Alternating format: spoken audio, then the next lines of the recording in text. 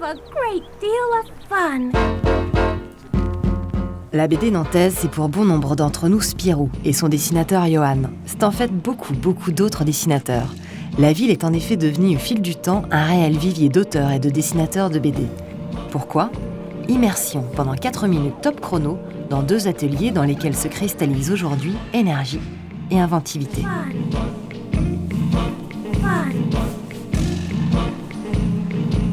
L'atelier de Fred, alias Terreur graphique, se situe entre la gare et la cathédrale. Ambiance décalée, humour parfois violent, les détails de l'atelier sont à l'image de Vide Cocagne, la maison d'édition que Fred a montée avec ses copains dessinateurs. On a un paquet de dessinateurs. Pourquoi ? Parce qu'il fait bon vivre, je pense. Qu'il pleut souvent, et comme ça on est obligé de bosser et de ne pas penser à autre chose. Je travaille sur un projet d'Heroic Fantasy. On m'aurait dit il y a 2 ans, tu feras un projet d'Heroic Fantasy, j'aurais jamais cru. Le fait c'est que je me marre vachement à dessiner ça. Autre ambiance, autre décor, au blocos DY10 sur l'île de Nantes, l'atelier d'Hervé Tancrel et de Cyril Pedrosa. Je suis le premier dessinateur nantais, non, c'est pas vrai. Mais il y avait, c'est vrai, une toute petite équipe. Il y a 10 ans, on était très peu. Et puis on a vu Cyril Pedrosa qui est arrivé de Dijon, je crois. Et puis comme ça, petit à petit, il y a encore des nouveaux arrivants. Donc c'est évidemment très intéressant et très excitant de se retrouver comme ça de plus en plus nombreux et de pouvoir aussi faire des choses ensemble.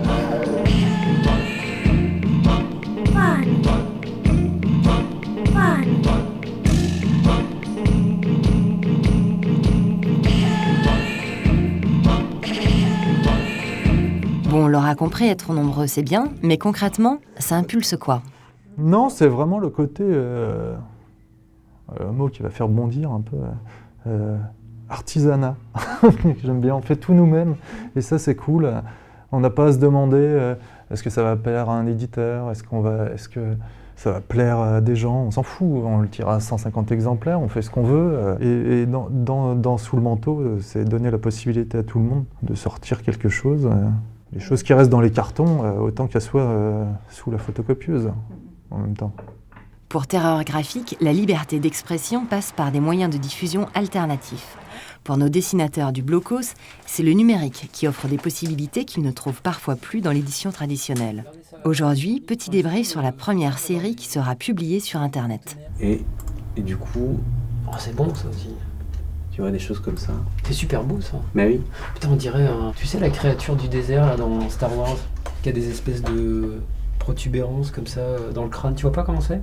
Ah oui, je vois, ouais. Une espèce de bestiole, là. Oui, je vois. Ouais. Une grosse partie de cette histoire se basera sur dans les chantiers navals de Saint-Nazaire et de Nantes. Ça sera de l'anticipation, en fait. Mais ça sera, donc, pour le coup, très lié à l'estuaire. Et c'est vrai que le numérique, comme ça, est un champ des possibles où il y a une sorte de terrain quasi vierge, en tout cas pour ce qui est de la bande dessinée, et où on sent qu'il y a quelque chose à faire. D'un atelier à l'autre, la Loire est une source d'inspiration. Même si cela ne prend pas forcément les mêmes formes.